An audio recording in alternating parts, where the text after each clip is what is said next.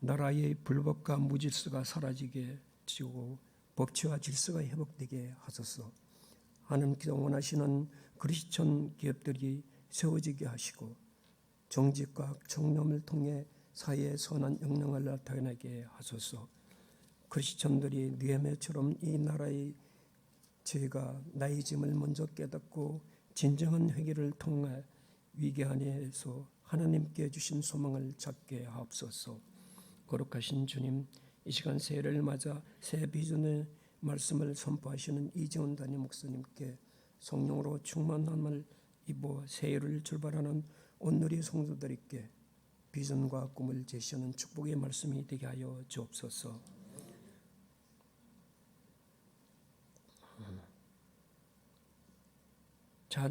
찬양 사역팀의 찬양이 허단 청권전사의 찬양과 같이 주님께 영광 돌리는 찬양 되게 하시고 예배를 위해 수고하시는 숨은 손길들 위해 동일한 은혜를 부어 주옵소서. 은혜와 진리 안에서 새해의 꿈과 비전을 주시는 우리 주 예수 그리스도의 이름으로 기도합니다. 아멘.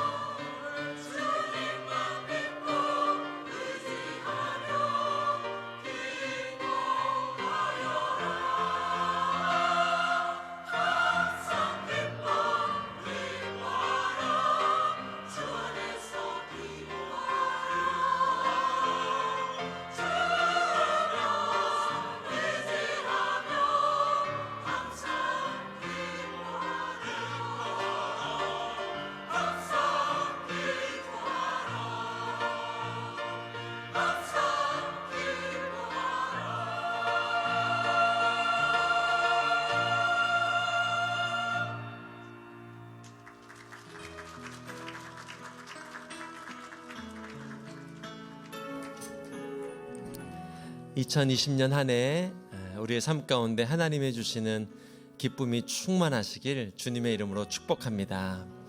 2020년 온누리교회에 주신 표어는 뒤에 기록되어 있는 것처럼 온 맘 다해 하나님만 사랑하라입니다. 한 해 동안 주님을 더욱 사랑하고 또 하나님만을 사랑할 수 있는 저와 여러분 될 수 있기를 주님의 이름으로 축복합니다. 우리 좌우 옆 사람들 같이 한번 인사 나누겠습니다. 온 맘 다해 하나님만 사랑하십시오. 온 맘 다해 하나님만 사랑하십시오. 우리 찬양으로 축복의 시간 갖겠습니다.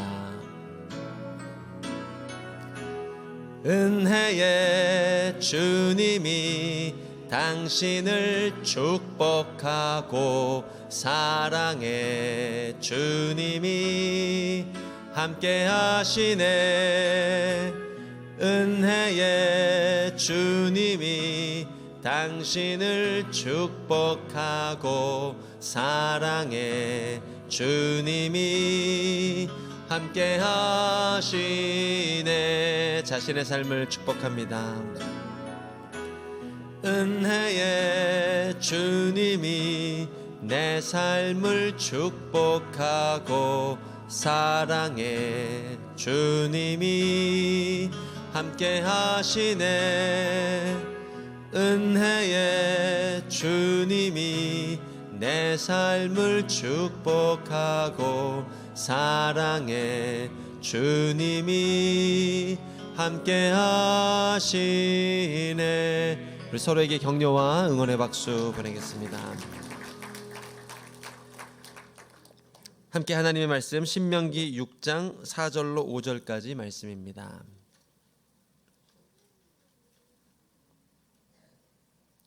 우리말 성경 구약 204페이지 신명기 6장 4절부터 5절까지 말씀입니다. 우리 짧은 본문인데요, 저 여러분이 함께 한 목소리로 봉독하도록 하겠습니다. 이스라엘아 들으라. 우리 하나님 여호와는 오직 한 분인 여호와이시다. 너는 내 온 마음을 다하고 영혼을 다하고 힘을 다해서 내 하나님 여호와를 사랑하여라. 아멘. 남성 중창단 크록스의 찬양 특순을 들으신 후에 이재훈 목사님께서 영상을 통해 온 마음 다해 하나님만 사랑하라 라는 제목으로 말씀 선포해 주시겠습니다.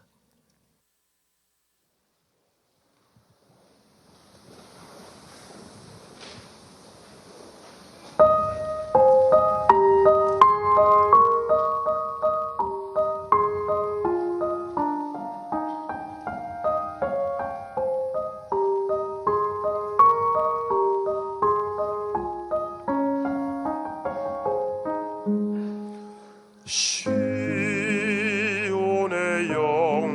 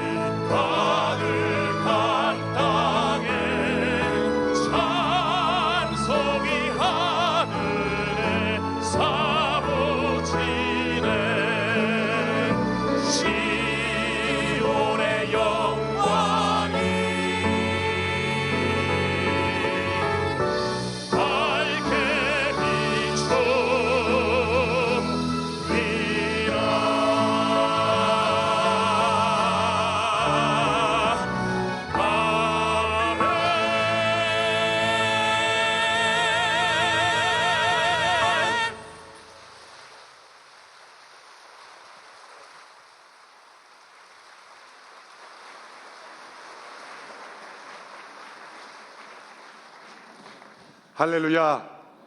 하나님께서 허락하신 새해 첫날 또 함께 예배 드리게 하신 하나님께 감사합니다. 우리 구룩수 팀이 너무 은혜롭게 찬양해서 우리도 부르고 싶죠? 그래서 들어가지 말고 한번 우리 부를 때 같이 불러주시면 되겠습니다. 구룩수 버전으로 부르면 안 되고 또 우리 찬송 버전으로 우리 함께 시온의 영광이 빛나는 아침 함께 힘차게 찬양하고 말씀을 듣겠습니다.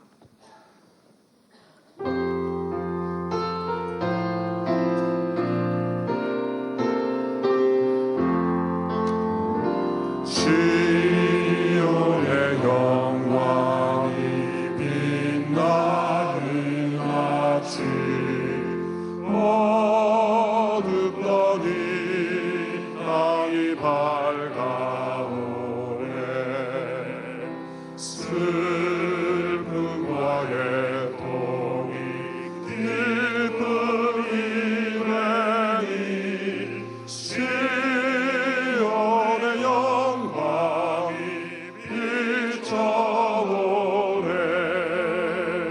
시온의 영광이 빛나는 아침 매였던 종들이 돌아오네 오래전 선지자 꿈꾸던 몸을 만민이 다 같이 누리겠네 시온의 영광이 빛나는 아침 어둡더니 땅이 밝아오네 오래전 선지자 꿈꾸던 복을 만민이 다 같이 보아라 광야의 화초가 피고 보아라 광야에 화초가 피고 말랐던 시냇물 흘러 이 산과 저 산이 마주쳐 울려 이 산과 저 산이 마주쳐 울려 주의 순총을 찬송하네 순총을 찬송하 땅들아 바다야 많은 섬들아 땅들아 바다야 많은 섬들아 찬양을 주님께 드리어라 찬양을 주님께 드리어라 싸움과 죄악이 자득한 땅에 찬송이 하늘에 사무치네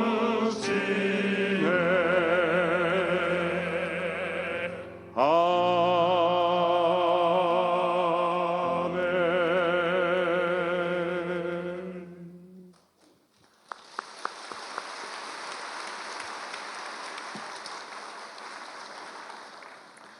우리에게 주신 2020년 한 해를 시작하면서 하나님께서 우리에게 주신 가장 중요한 계명을 2020년 한 해의 영적 표어로 삼고자 합니다. 그것은 온 마음 다해 하나님만 사랑하라는 계명입니다. 작년 한 해 우리가 영적 표어로 삼았던 것은 성령의 바람 불게 하소서입니다. 성령님과 나와의 깊은 관계, 그 성령의 인도하심을 체험하는 한 해였습니다. 그러면 2018년도의 표현은 무엇이었습니까? 준비를 다 하고 오셨네요. 어제 영상 보셨죠? 물어볼 줄 아신 것 같아요. 그리스도께서 내 안에, 내가 그리스도 안에. 3개년은 그래도 외우고 다니셔야 됩니다. 2018년도에는 예수님과 나와의 그 친밀한 연합과 관계 속에서 우리의 신앙을 세워가는 것이죠.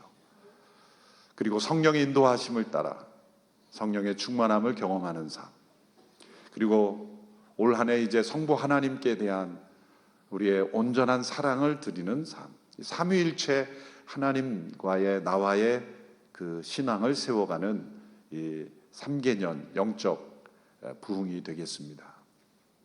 삼위일체 하나님은 신비입니다. 왜 하나님이 세 분이며 한 분입니까? 라고 우리는 다 이해하지 못한다고 어떤 면에서는 투덜댑니다. 하나님은 너무 어렵습니다. 이해가 되지 않습니다. 그것은 마치 아주 어린 아이가 엄마가 있고 아빠가 있는데 왜 엄마가 있고 아빠가 있습니까? 그런데 엄마 아빠가 또 한 몸이랍니다. 다 이해가 되지 않습니다. 그럼 부모가 뭐라고 말합니까? 어린애가 뭘 다 하려고 그래. 엄마 아빠가 함께 있어서 그 자녀에게 축복이듯이 삼위일체 하나님의 존재를 우리가 피조물은 우리가 어떻게 다 이해할 수 있겠습니까? 그러나 이해하지 못하지만 중요한 것은 실제이며 그 하나님이 우리를 돌보시고 지키시고 축복하시는 하나님이시라는 거죠. 그리스도께서 내 안에 내가 그리스도 안에 있음, 또 성령의 바람처럼 역사하시는 인도하심을 따라 사는 삶, 그리고 오늘 우리에게 주신 이 말씀대로 하나님께 대한 우리의 마음을 다한 이 사랑, 이것이 우리의 삶에 견고하게 믿음 위에 세워져 있을 때 우리는 이 세상 속에 하나님의 영광을 드러내는 축복의 통로가 될 줄로 믿습니다. 어느 율법학자 한 사람이 예수님께 와서 질문했습니다. 모든 계명들 가운데 가장 중요한 계명은 무엇입니까? 어떤 영역이든지 무엇인가 가장 중요한 원리를 하나 말할 수 있다는 것은 모든 것을 꿰뚫어 보지 않고는 말할 수 없습니다. 그래서 대개 사람들은 철학적 사변으로 이런 질문을 회피합니다. 어느 한 가지만 중요하다고 말할 수 있습니까? 모두가 다 중요한 것이고 각자 자기에게 중요한 것이 있을 따름이고, 그리고 자기의 문제를 해결하는 그것이 가장 중요한 것이 아니겠습니까? 당신이 중요하다고 여기는 것이 있고 내가 중요하다는 여기 있고 그것이 다를지라도 서로를 존중하면 되는 것 아닙니까? 이것이 진리를 모르는 사람들이 교묘히 피해가는 사변입니다. 예수님은 이런 사변으로 이 질문을 회피하지 않으셨습니다. 여러분이 일하고 있는 그 영역이 어떤 영역이든지 그 영역의 가장 중요한 원리는 무엇입니까? 라고 말한다면 그것을 담대하게 대답할 수 있다면 여러분 그 분야의 대가라고 말할 수가 있는 것이죠.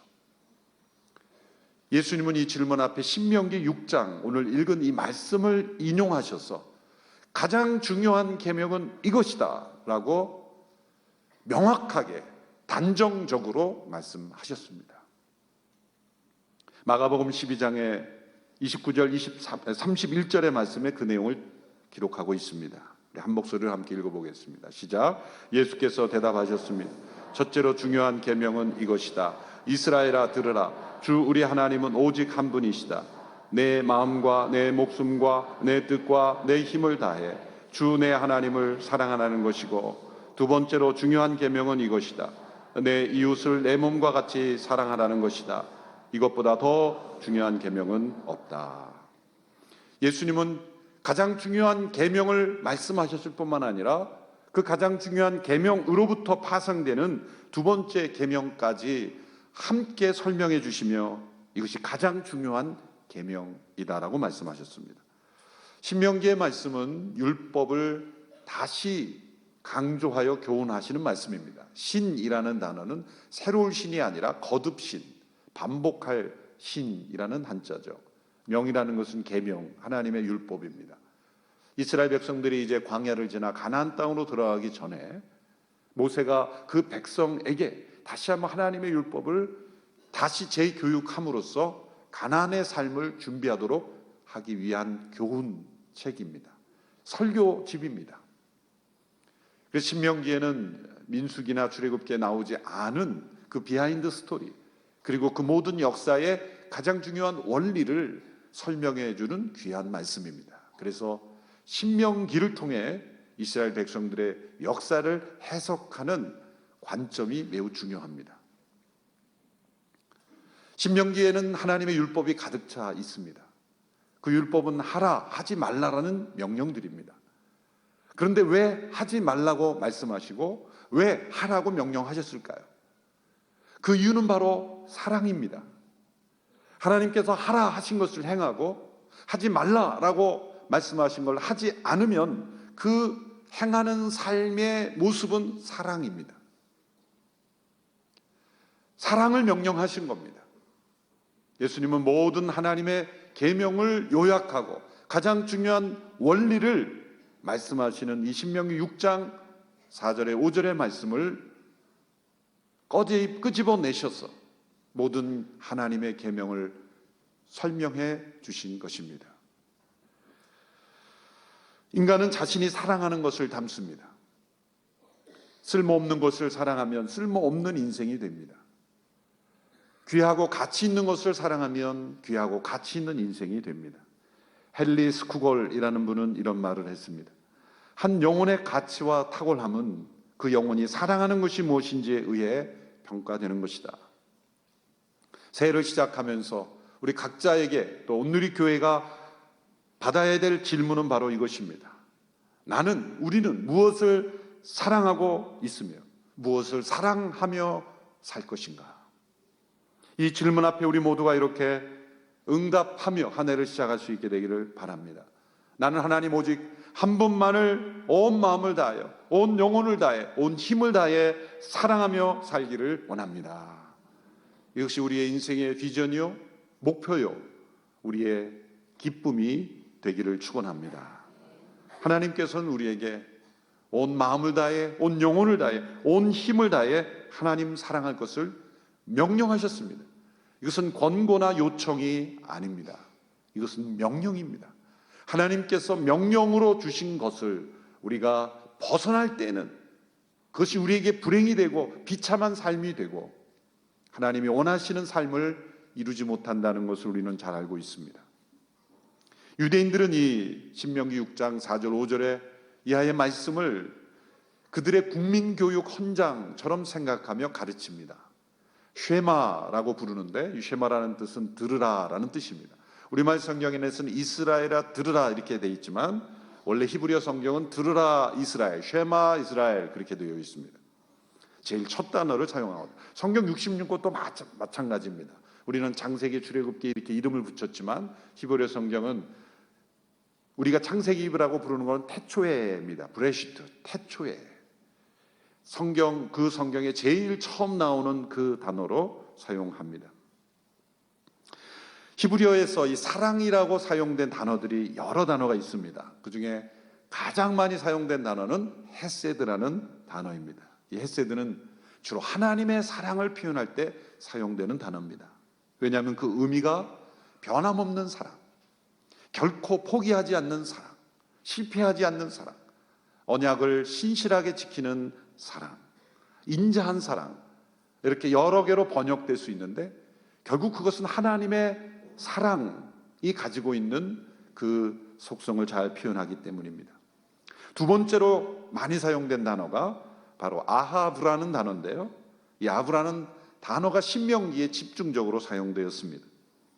이 사랑은 마음이 나누어지지 않는 사랑, 독점적인 사랑, 그 사랑의 대상에 의지적으로 집중하여 온전히 헌신하는 사랑, 이 사랑이 아하브의 사랑입니다. 결국 종합해 보면 우리를 향한 하나님의 그 사랑은 아하브의 사랑적인 요소도 있지만 헤세드의 사랑입니다. 그 사랑에 우리가 응답하는 것은 우리는 헤세드의 사랑으로 하나님을 사랑한다는 것은 타락한 인간들은 거의 불가능합니다. 그럼 우리가 할 수 있는 하나님께 대한 사랑은 이 아하브의 사랑, 마음을 다하여 힘을 다하여 온 정성을 다하여 하나님만을 사랑하는 그 사랑은 우리가 할 수 있는 것이죠. 그 신명기에서 그 사랑을 우리에게 명령하시는 겁니다. 5절 말씀에 보면 우리 4절 5절의 말씀을 다시 한번 읽어볼까요? 신명기 6장 4절 5절 본문 시작. 이스라엘아 들으라 우리 하나님 여호와는 오직 한 분인 여호와이시다. 너는 내 온 마음을 다하고 영혼을 다하고 힘을 다해서 내 하나님 여호와를 사랑하여라. 여기에서 마음과 영혼과 힘으로 이렇게 세 개로 구분했습니다. 마음은 우리의 하트라고 부르는 그 정서뿐만 아니라 마인드, 지성까지 다 포함하는 겁니다. 물론 영혼에도 이 지성의 영역이 포함되어 있다고 볼 수 있는데, 이때 영혼은 우리의 마음속에 있는 성향, 우리의 내적인 욕구, 이 모든 것을 포함합니다. 힘은 앞에 두 단어에 합하여서 어떤 의지적인 결정과 또 에너지를 다 포함하는 겁니다. 사실 이 세 부분의 영역을 명확하게 구분하기는 어렵습니다. 분명한 것은 우리의 지정, 의가 하나이듯이 또 인간의 영과 혼과 육을 완벽하게 분리할 수 없듯이 우리의 전인적 인격, 우리의 존재 전체를 통해 하나님을 사랑하라 라는 명령입니다. 우리의 지성과 감정과 의지, 이 모든 것을 다하여 하나님을 사랑하라는 명령입니다. 하나님은 왜 우리가 이렇게 전심전력으로 하나님만을 사랑하라고 명령하십니까? 올해 표어인 온 마음 다해 하나님만 사랑하라, 이렇게 세 구분이 된 것은 중요합니다. 철자 하나도 다 중요합니다. 사랑하라는 명령이고, 그리고 하나님만이라는 말씀도 중요합니다. 왜냐하면 오직 한 분인 하나님이시기 때문입니다. 왜 하나님만 사랑하라고 요구하시고 다른 신을 사랑하면 안 됩니까? 하나님 외에는 다른 신이 없기 때문입니다. 하나님 한 분만 유일하신 분이기 때문입니다. 하나님은 여러 신 중에 한 분이 아닙니다. 우리가 신으로 부를 수 있고, 우리가 기도할 수 있고, 우리가 경배할 수 있고, 우리가 사랑할 수 있고, 우리 기도에 응답할 수 있는 신은 오직 하나님 한 분뿐입니다. 타 종교를 제가 비방하거나 비하하는 것은 절대 아닙니다. 저는 진실을 말합니다. 불교에서 부처님께 기도한다는 말이 있는데 틀린 말입니다. 불교는 자기 수련이요, 철학 종교입니다. 스스로 붓다가 되는 겁니다. 부처님께 100일 기도, 사실 틀린 말입니다. 가우타마 붓다는 분명 나는 신이 아니다라고 말했습니다. 본인이 신이 아니라는 분에게 왜 기도를 합니까? 세상의 모든 종교 가운데 신으로 말하는 모든 것들, 신이 아닙니다. 하나님 한 분만 오직 유일하신 신입니다. 그분만이 천지를 창조하셨고, 그분만이 온 땅을 주관하시고, 그분만이 피조물의 기도에 응답할 수 있는 분이고, 그분만이 세상을 의롭게 통치하는 분이고, 그분만이 악을 심판하실 수 있는 분이고, 그분만이 우리에게 영원을 허락하실 수 있는 분입니다. 그래서 성경을 읽어보면 많은 사람들이 마음의 거리낌을 가져다 주는 말씀들이 뭐냐면 하나님 중심적인 말씀들입니다. 하나님 한 분께 모든 영광을 돌리라고 하고, 하나님만을 경배하고 하나님만을 사랑하도록 요구하시는 말씀들이 어떤 사람들은 마음의 걸림돌을 느끼게 된다고 합니다. 대표적으로 이사 48장 11절의 말씀을 보십시오. 나를 위해서, 오로지 나를 위해서 내가 이렇게 하고 있는 것이다. 어떻게 내가 모욕을 당하도록 내버려 두겠느냐? 어떻게 내 영광을 남에게 양보하겠느냐? 하나님은 영광을 조금도 양보할 수 없는 분입니다. 왜? 하나님 그분 외에는 그 어떤 누구도 영광을 가질 대상이 아니기 때문이에요. 이것은 독선이 아니라 진실입니다. 어떤 분은 학교에서 어린아이가 1 더하기 1은 2라고 배웠는데 이렇게 도전하는 학생이 있습니까? 선생님 왜 1 더하기 1인 2만 됩니까? 3은 안 됩니까? 아무리 우겨봐야 소용이 없습니다. 그렇게 스스로 답을 만들었으면 탈락하고 낙제할 수밖에 없는 거예요. 그것은 진리이기 때문이에요. 과학적 영역에서도 진리는 배타적인 겁니다. 발견된 법칙, 확인된 법칙, 진리로 검증된 그 법칙을 벗어날 수는 그것은 도저히 받아들일 수가 없는 겁니다. 하나님 한 분만이 영광을 받으셔야 되고 그분만이 유일하신 하나님이신 것, 그것은 진리이기에 받아들여야 하는 것이죠.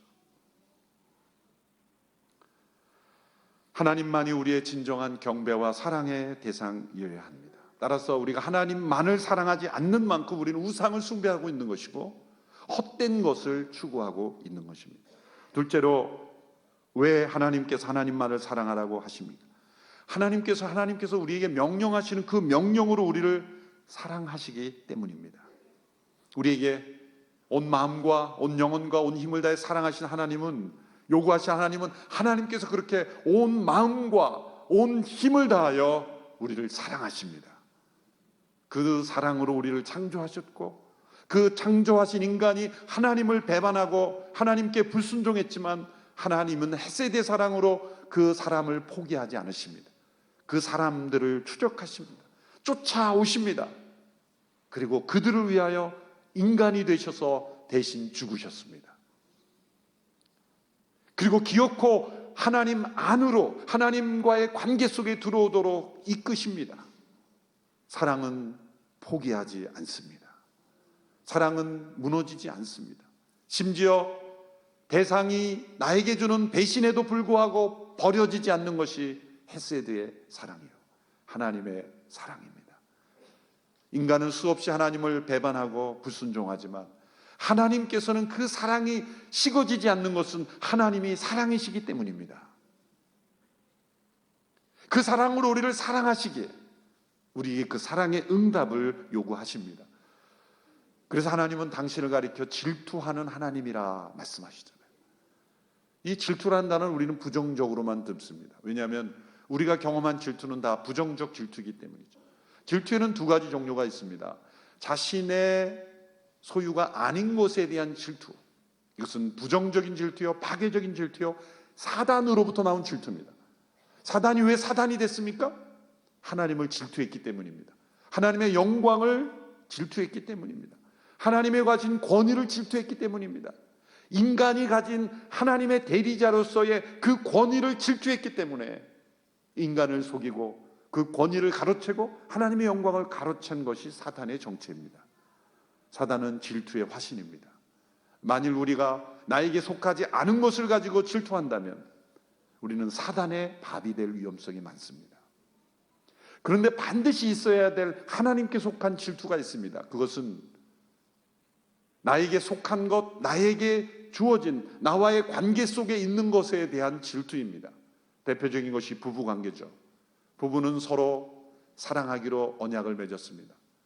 그냥 사랑하는 것이 아니라, 많은 사람 중에 한 사람이 아니라 서로만을 사랑하기로 서약하고 결혼한 것입니다. 남편과 아내가 서로 사랑을 고백할 때 당신만을 사랑한다 고백하고 결혼하지 않습니까? 그런데 프로포즈를 할 때 내가 당신만을 사랑한다고 말할 수는 없지만 사랑하니까 결혼합시다. 그 프로포즈를 받아들일 사람이 있습니까? 내가 당신만을 꼭 사랑해야 될 의무는 없지만 여러 사람을 사랑하는 가운데 당신도 그 사랑에 포함시켜 줄 테니 나랑 결혼합시다. 그럴 때 기꺼이 감동하여 사랑할 사람이 있겠습니까? 그 프로포즈에 반드시 있어야 될 사랑은 당신만을 사랑합니다. 그러면 남편과 아내가 다른 사람은 만나지 않고 일도 안 하고 다른 사람에게 사랑은 베풀지 않고 두 사람만 붙어 산다는 뜻일까요? 아니죠. 또 반대로 남편과 아내가 서로에게 이렇게 말한다고 생각해 보십시오. 나는 마음이 넓은 사람이고 당신을 다 이해하니 꼭 나만 사랑하지 않고 다른 사람 사랑해도 돼. 나는 당신을 사랑하니까. 그런다면 그거 진짜 사랑일까요? 부부가 서로에게 요구하는 독점적 사랑, 그것은 파괴적인 것이 아니라 그렇게 당신만을 사랑한다고 고백하며 살아가는 부부야말로 진짜 건강한 부부이죠. 우리가 하나님께서 하나님만을 사랑하라고 요구하셨을 때 하나님은 당신을 신랑이라고 비유하신 거예요. 바로 그 이유 때문이에요. 올바른 관계 속에, 올바른 언약 관계 속에서 있어야 될 독점적 사랑이 있는 것입니다. 남편과 아내가 그렇고 하나님과 우리의 관계가 그렇습니다. 오직 하나님만을 사랑하는 이유는 하나님이 그 사랑으로 우리를 사랑하시기 때문입니다. 셋째는 온 마음 다해 하나님만을 사랑하는 것이 우리가 가장 행복할 수 있는 길이기 때문이죠. 온 마음 다해 하나님을 사랑하지 않는 만큼 우리 안에 죄가 들어옵니다. 온 마음 다해 하나님을 사랑하지 않으면 어떻게 됩니까? 우리 안에 있는 욕구와 어떤 내적인 기능들이 탐심이 되고, 그리고 정욕이 되고, 하나님이 원하시지 않는 죄를 범하는 데 우리 에너지가 사용되는 거예요. 하나님만을 사랑할 때 놀라운 것은 우리의 모든 욕구가 하나님이 의도하신 대로 기능하게 되어 있어요. 많은 사람들이 착각하는 것이 자유입니다. 자유를 정의해 보라 그러면 거의 90% 사람들이 이렇게 말합니다. 하고 싶은 것을 하는 것, 그건 자유의 지극히 일부일 뿐이에요. 성경적인 자유의 정의는 해야 할 것을 기쁘게 하는 것입니다. 그것은 무엇입니까? 하나님만을 사랑하도록 창조된, 그리고 그 사랑으로 이웃을 사랑하도록 창조된 인간이 그 사랑의 명령 앞에 온전히 응답함으로써 그 사랑을 기쁘게 행하며 살아간 그것이 자유입니다. 성 어거스티누스는 이렇게 말했습니다. 하나님을 사랑하십시오. 그리고 당신 하고 싶은 대로 하십시오. 그게 무슨 말입니까? 하나님을 사랑하는 영혼이 행하는 선택은 어긋날 리가 없다는 거예요. 무슨 일을 선택하든지 진짜 자유를 누릴 수 있다는 거예요. 그런데 하나님께 대한 사랑이 없이 자기가 하고 싶은 대로 하면 반드시 방종이 되고 우리의 삶을 무너뜨리는 그러한 죄가 된다는 겁니다. 우리가 가장 행복할 때는 하나님만을 사랑할 때입니다. C.S. 루이스라는 분이 시편에 대한 글을 보면 신앙의 초기 단계에서 그가 받아들이기 어렵고 거부감을 가졌던 것은 하나님만을 경배하고 하나님만을 사랑하라는 그런 표현들이었다는 거예요. 하나님께 순종해라, 하나님께 복종해라, 이런 것들은 이해하기가 쉬웠는데 왜 하나님만을 높이고 하나님만을 사랑하도록 요구하시는가? 그의 믿음이 깊어지면서 그걸 깨달았어요. 그것은 하나님만을 사랑할 때, 하나님만을 높일 때 우리가 가장 기쁘고 행복한 영혼이 된다는 것이죠. 이것이 깨달아지지 않는다면 아직 하나님만을 사랑한다는 것을 체험하지 못해서입니다. 하나님을 사랑할 때에 내 영혼의 상태를 스스로 돌아본다면 그때가 가장 행복했고 그때가 가장 기뻐했습니다. 행복을 잃어버렸습니까? 내 안에 기쁨이 잃어버렸습니까? 그것은 하나님만을 사랑하지 않고 있다는 증거입니다. 하나님만을 사랑하고 있는 영혼은 그 영혼 속에 기쁨이 충만합니다. 그것이 행복입니다. 온 마음을 다하여 하나님만을 사랑하지 않는 모습은 어떤 모습일까요? 그것은 끔찍한 형상을 가진 우상 앞에 절하는 모습만이 아닙니다. 그것은 우리가 있는 모습 그대로 하나님 앞에 나아가지 않는 모습에서도 나타납니다. 우리는 좋은 모습으로 하나님을 만나려고 합니다. 수치스러운 죄는 감추고 위장된, 포장된 가면을 쓴 모습으로 하나님을 만나려고 합니다. 그것은 마치 건강검진을 받으러 온 환자가 의사 선생님을 만나서 의사 선생님이 어디가 아파서 오셨습니까? 라고 말할 때 자기의 건강한 부분만 계속 말하는 겁니다. 자기 아픈 부분은 말하지 않고 다른 이야기만 한다면 의사 선생님이 뭐라고 말할까요? 이런 웃은 이야기가 있습니다. 아주 돈에 인색한 구두쇠 할아버지가 병원에 왔어요. 그래서 의사 선생님이 어디가 아파서 오셨습니까? 할아버님 그랬으니까 말을 안 하는 거예요. 가만히 계시는 거예요. 아니 어디가 아프신지 말이야 제가 도와드리죠. 그랬더니 한참 기도하신 게 아니라 한참 가만히 침묵하시더니 돈 안 받으면 가르쳐 주지. 저는 이 이야기를 읽으면서 웃고 지나갔지만 사실 우리가 하나님을 대하는 태도가 그래요. 우리의 수치스러운 허물과 마음 깊이 숨어있는 그런 수치는 다 숨겨두고 하나님 저에게 잘해주시면 말할게요. 그렇게 하나님과 딜을 하는 우리의 모습 아닙니까?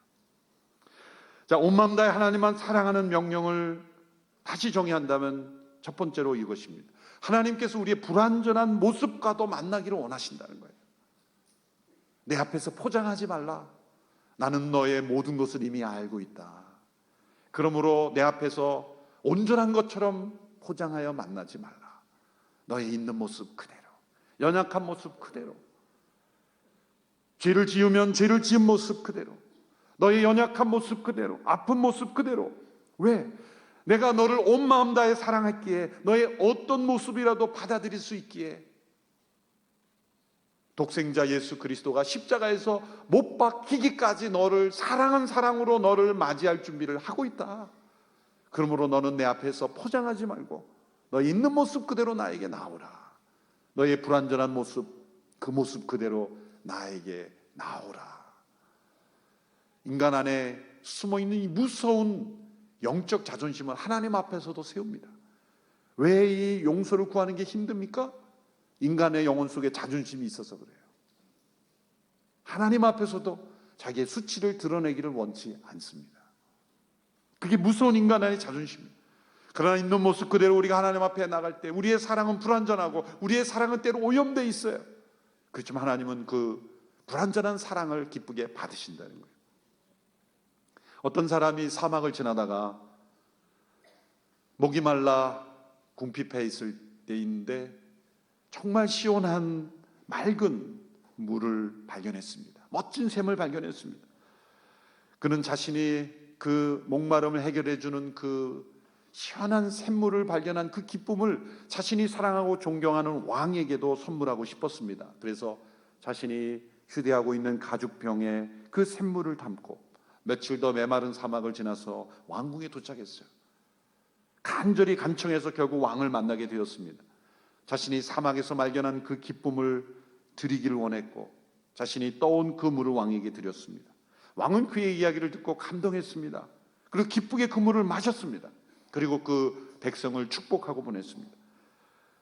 신하들이 그 남아있는 물을 조사해 본 결과 깜짝 놀랐습니다. 왜냐하면 그 물은 상해 있었기 때문이에요. 오래된 가죽 그리고 무더운 날씨 때문에 물이 상해 있었어요. 왕이 그 물을 기쁘게 마신 것은 상한지 몰랐기 때문이 아닙니다. 왕은 그 백성이 자신을 향한 그 사랑을 마신 겁니다.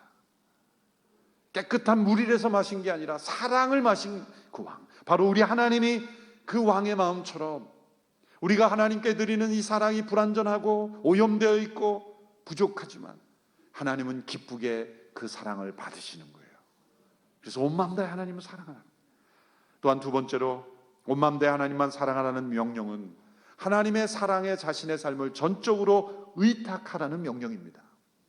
믿음이란 하나님의 사랑과 그 사랑에 빠지는 거예요. 그 사랑에 의탁하는 것입니다.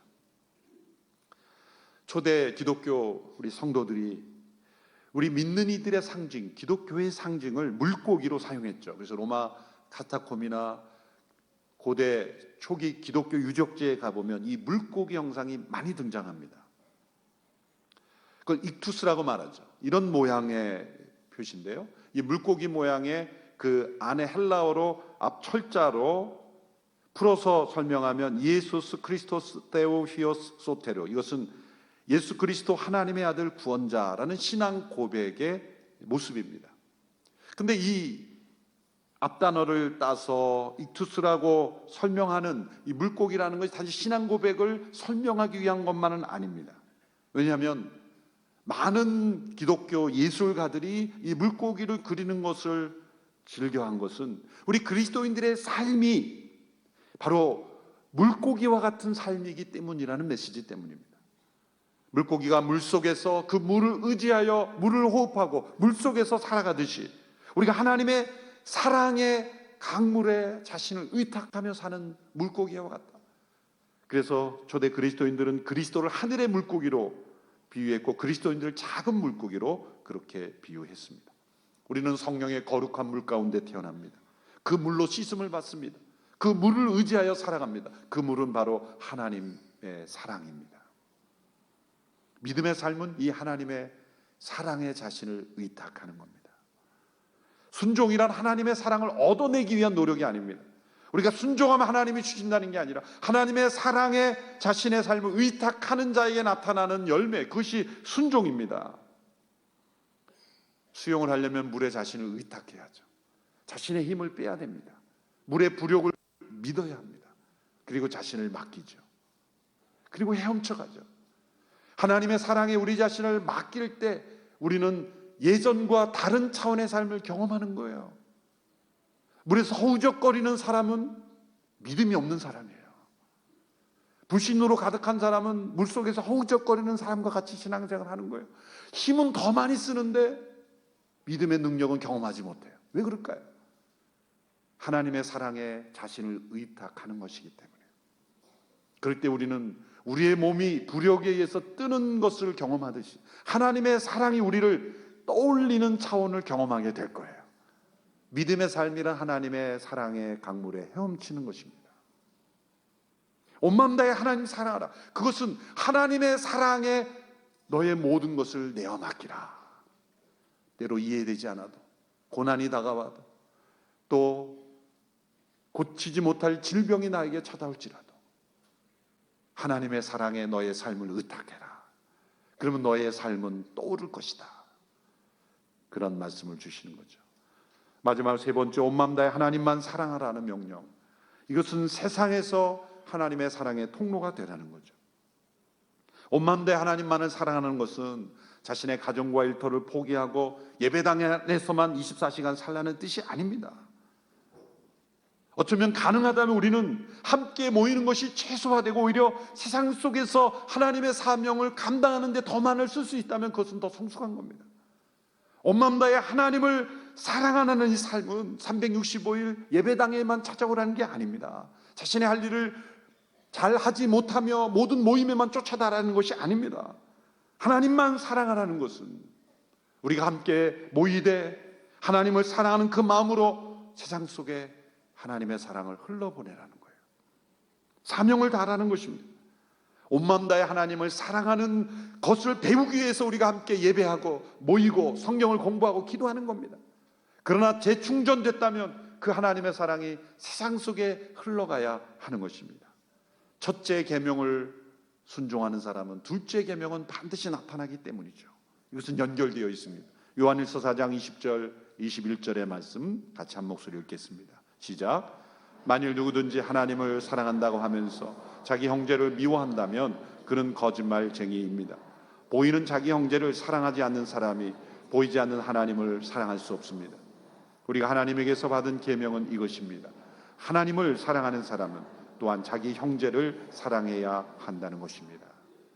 시냇가에 흐르는 작은 물은 원래 바다로부터 나온 것입니다. 바다가 그 열기로 인하여 구름이 되어 또 비가 되어 온 땅에 단비가 내어 내리고 그것이 다시 비가 되어 흐르는 것이죠. 우리 안에 흐르는 사랑의 강물이 흘러간다면 그것은 바다 같은 하나님의 사랑이 우리 가운데 단비로 내려졌기 때문이에요.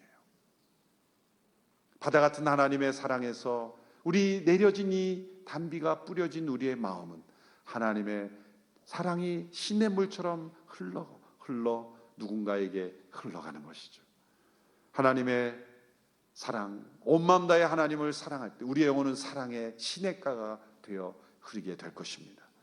올 한 해를 시작하며 온 마음 다해, 온 영혼을 다해, 온 힘을 다해 하나님만을 사랑하는 것이, 그것이 참된 축복이요 행복이요 삶의 능력이요 우리 삶의 비결임을 확신하고 하나님만 사랑하기로 결정하는 귀한 이 시간 되기를 축원합니다. 기도하겠습니다. 이 시간 1분간 하나님 앞에 결단하는 기도를 드리기를 원합니다. 2020년 한 해 온 마음 다해 하나님만을 사랑하기를 원합니다. 저의 불완전한 사랑이지만 때로 오염된 사랑이지만 죄가 끼어있는 사랑이지만 그 사랑으로 하나님 앞에 나가기를 원합니다. 주여 저의 사랑을 붙잡아 주시옵소서. 저의 온 영혼을 다해 온 힘을 다해 하나님만을 사랑하는 한 해가 되기를 원합니다. 합심하여 입술을 열어 하나님께 고백하며 기도하며 나가겠습니다. 우리를 사랑하시는 하나님 아버지, 아버지의 사랑으로 우리가 여기까지 이르게 되었습니다. 세상을 사랑하지 않고 하나님만을 사랑하는 영혼이 되게 하신 감사합니다. 그 사랑으로 우리를 창조하셨고 그 사랑으로 우리를 구원하셨고 그 사랑 안에 거하도록 우리를 인도하시는 하나님 아버지, 그 사랑 안에 거하기를 원합니다. 그 사랑을 날마다 호흡하며 그 사랑을 의탁하며 살아가기를 원합니다. 우리의 삶에 능력이 되어주시며 축복이 되어주시는 하나님, 하나님만을 사랑하는 한 해가 되기를 결단하는 우리 모든 성도들의 마음에 임재하여 주시옵소서.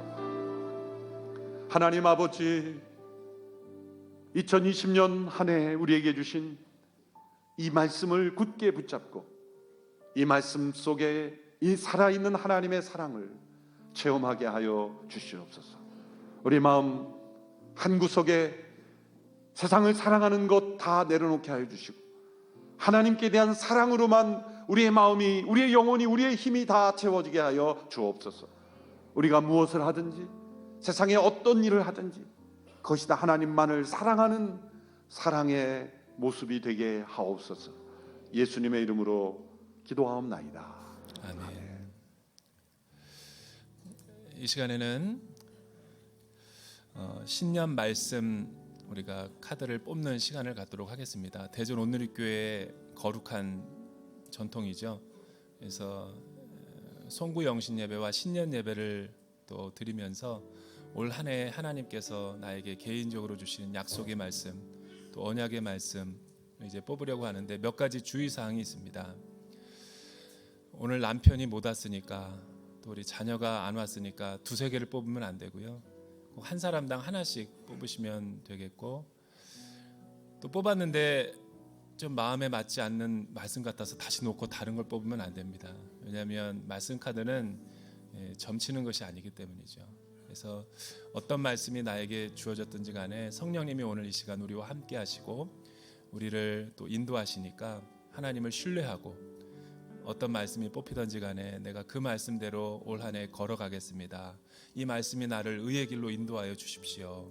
우리 고백하는 마음으로 우리 안내팀과 또 교육자들이 여러분들에게 나눠드릴 때 여러분들이 믿음으로 뽑으시면 되겠습니다. 이 시간 진행하도록 하겠습니다.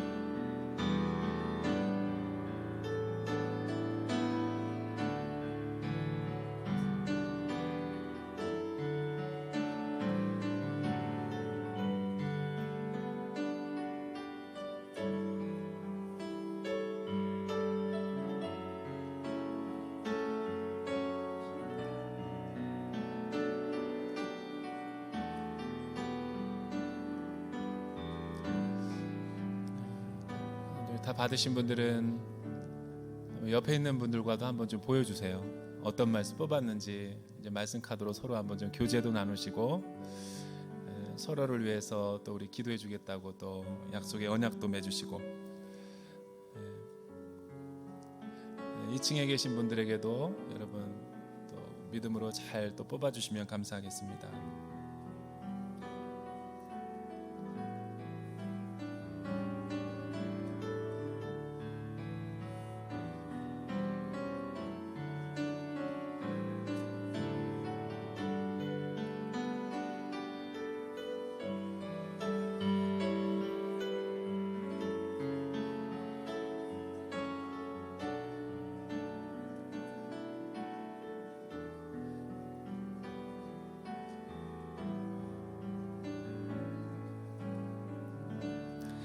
시간에 같이 한번 우리가 받은 또 뽑은 신년 말씀 카드를 놓고 같이 한번 합심으로 기도하기를 원합니다. 성령 하나님, 말씀이 내 삶의 길이요 등불이요 하나님의 빛이 되게 하셔서 이 언약의 말씀 안에 머물 수 있게 도와주시고, 이 말씀을 살아낼 때 나의 영혼이 의의 길을 걸어갈 수 있는 하나님의 은총이 임하게 하여 주시옵소서. 우리 같이 한번 통성으로 기도하겠습니다. 살아계신 하나님 아버지, 감사합니다. 우리에게 2020년도 새해를 열어주시니 감사합니다. 새해에는 더욱더 하나님의 언약의 말씀을 사랑하는 백성이 되게 하시고, 신년에는 더욱더 하나님을 말씀을 통독하며 하나님을 즐거워하며 하나님을 기뻐하는 친백성들이 되게 하여 주시옵소서. 하나님 아버지, 하나님의 말씀이 내 영혼을 주장하게 하시고 하나님의 말씀이 내 영혼에 충만하여서 하나님의 임재를 날마다 경험하는 하나님의 대전 온누리교회가 되게 기름 부어주시고 역사하여 주시옵소서. 그렇게 내 삶을 주님 앞에 의탁합니다. 내 삶을 온전히 주의 은혜로 인도하시고 보호하시고 역사하여 주시고 안위하여 주시기를 원합니다. 그렇게 우리와 함께 하신 하나님을 찬양합니다. 신실하신 하나님의 은혜를 찬양합니다. 사랑하는 주님, 사람이 많은 일을 계획한다 할지라도 그 걸음을 인도하시는 분은 하나님이시며, 사람이 제비를 뽑으나 그 길을 확정하는 이는 여호와 하나님 한 분이시라고 하셨습니다. 우리가 신년 말씀 카드를 뽑고 이 말씀의 뜻대로 준행하며 살아갈 때 하나님의 축복이 충만히 임하는 믿음의 삶이 되게 은혜 내려 주시옵소서. 그렇게 역사하실 주님을 찬양하며 예수님의 이름으로 기도드립니다. 이 시간에는 다 함께 일어나셔서 봉헌 찬양을 하나님 앞에 올려드리도록 하겠습니다.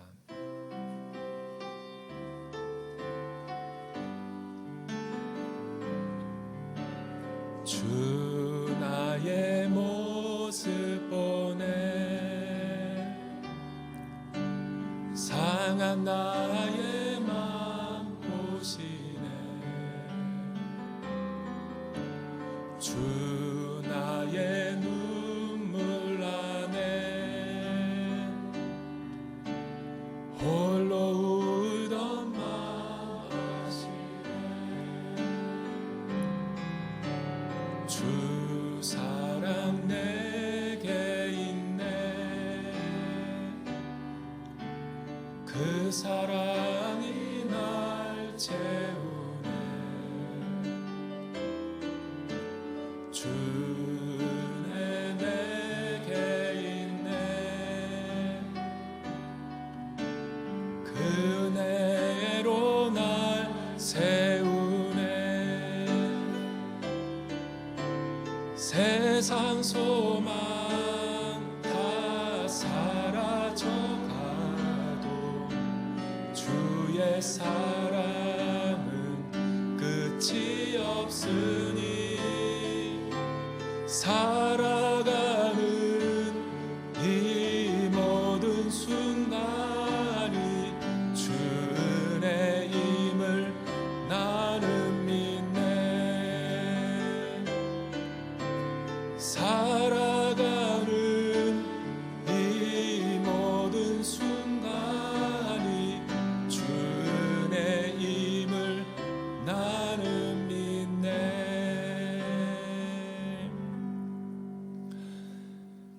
사랑과 은혜가 풍성하신 하나님 아버지, 우리에게 새날을 열어주시고 새해를 열어주시니 감사를 드립니다. 하나님, 2020년 새해에는 더욱더 하나님만을 사랑하게 하시고 하나님만을 경외하며 예배하며 섬기는 대전 온누리교회 교우들이 되게 축복하여 주시옵소서. 주님만을 사랑하는 마음과 뜻으로 귀한 물질의 일부를 구별하여 주님 앞에 연보로 드립니다. 이 연보를 과부의 두 렙돈처럼 축복하시고 축사하여 주시며 하나님을 사랑하여 드린 손길들마다 하나님께서 만배로 갚아주시되 주라 그리하면 너희에게 줄 것이니 후이되어 누르고 흔들어 넘치도록 하여 너희에게 안겨주리라 약속하신 말씀처럼 주님, 우리의 가정과 생업과 일터 위에 자녀들의 삶 위에 사렙다 가부에게 부어주셨던 떡반죽 그릇과 기름병이 다함이 없고 마름이 없는 하늘의 신령한 복과 땅의 기름진 복들을 충만하게 채워 주시옵소서. 물질적으로 어려움 당하는 성도님들 한 사람도 없게 복의 복을 더하여 주시옵소서. 그렇게 역사하실 하나님을 찬양하며 지금은 우리 주 예수 그리스도의 은혜와 하나님 아버지의 크고 놀라우신 사랑과 성령님의 임재하심과 교통하심과 내주하심의 역사가 온 마음 다해 하나님만을 섬기며 사랑하기로 서약하는 머리 숙인 대전 온누리교회 성도님들과 이들의 가정과 친인척들, 이들이 도모하는 모든 생업의 일들 위해 믿음으로 의탁하며 주님 앞에 나아가는 머리 숙인 귀한 성도님들의 삶 위에 이제로부터 영원토록 함께 하시기를 간절히 축원하옵나이다.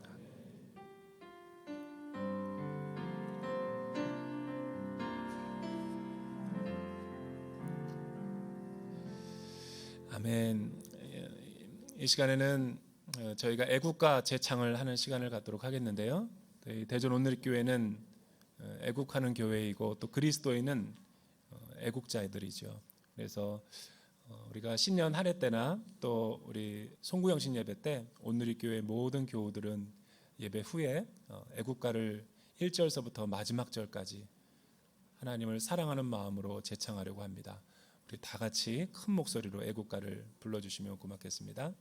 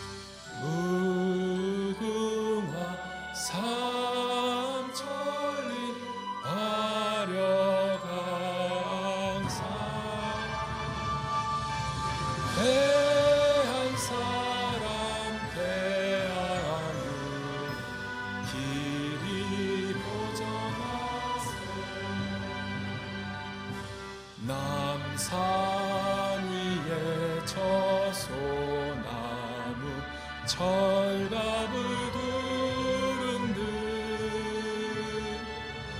바람 소리 불변하는 우리 기상일세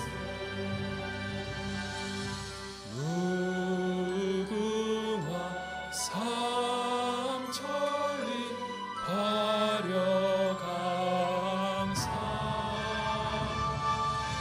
대한 사람 대안으로 길이 보정하세 가을 하늘 공활한데 높고 구름 없이 밝은 달은 우리 가슴 일편단심일세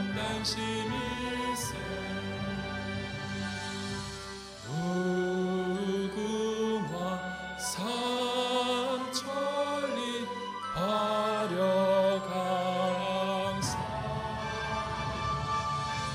대한 사람 대안으로 길이 보정하세 이 기상과 이 마음으로 충성을 다하여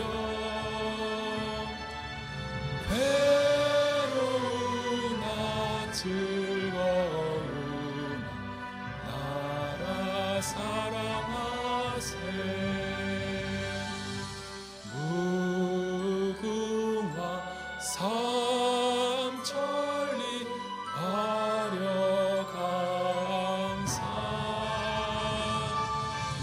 대한 사람 대안으로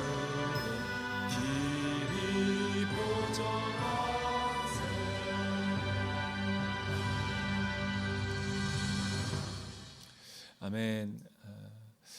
저희 대전 온누리교회 축복과 또 하나님의 은총은 정말 믿음이 탁월하시고 또 하나님을 너무나 온 마음 다해 사랑하시는 우리 귀한 장로님들과 함께 동역한다라는 기쁨입니다. 뿐만 아니라 우리 귀한 우리 전임과 파트 교육자들이 정말 하나님을 사랑하는 마음으로 온 열정으로 이 그리스도의 몸된 교회를 세우고 있다는 것이 얼마나 감사한지 모르겠습니다. 이런 마음으로 저희 교우들 앞에 저희가 교회 대표로서 신년 할애 인사를 하는 시간을 갖도록 하겠습니다. 올해 인사는 이렇게 하도록 하겠습니다. 새해 복 많이 받으십시오. 온 마음 다해 하나님만 사랑하십시오. 우리 한번 복창해 보겠습니다. 시작. 새해 복 많이 받으십시오. 온 마음 다해 하나님만 사랑하십시오. 아멘. 어젯밤에 1부, 2부 송구영신 예배 때 성도님들은 아주 잘했어요. 그러니까 제가 오늘 볼 거예요. 우리가 한번 이 인사를 서로 크게 하면서 마지막 온 마음 다해 하나님만 사랑하십시오 할 때는 90도로 서로 맞절을 하도록 하겠습니다. 시작. 새해 복 많이 받으십시오. 온 마음 다해 하나님만 사랑하십시오. 감사합니다. 우리 하나님 앞에 큰 감사와 영광의 박수 올려주세요. 네, 몇 가지 광고 말씀을 알려드리도록 하겠습니다. 이제 로비에 나가실 때, 집에 가실 때 세계에서 가장 맛있는 우리 송구영 신년떡, 신년떡을 한 분씩 나눠드리도록 하겠습니다. 그리고 반석 주차장 주차권을 수령하기 원하시는 분은 목회 지원실로 가셔서 수령하시면 되겠습니다. 오늘 수요 저녁 예배는 없습니다. 그리고 내일 1월 2일 작은 예수 40일 새벽 기도회가 있습니다. 5시 20분. 그리고 1월 4일 날 서빙고 라이브 대전 온누리교회가 연합 콰이어로 또 섬기게 되는데 지금 100명이 이제 다 모였습니다. 목요일 날 저녁에 마지막으로 연습하는데 아직도 문은 열려 있습니다. 테너 베이스는 다 잘하는데 소프라노가 좀 더 있었으면 한다고 합니다. 그래서 120명 이상 모여서 우리가 같이 한번 찬양의 피날레를 하기를 원합니다. 많이들 오셔서 목요일 날 저녁에 연습회 같이 해주시면 고맙겠습니다. 평안하십시오. 안녕히 돌아가시고 가족들과 아주 행복한 시간 보내시기를 부탁드립니다. 감사합니다.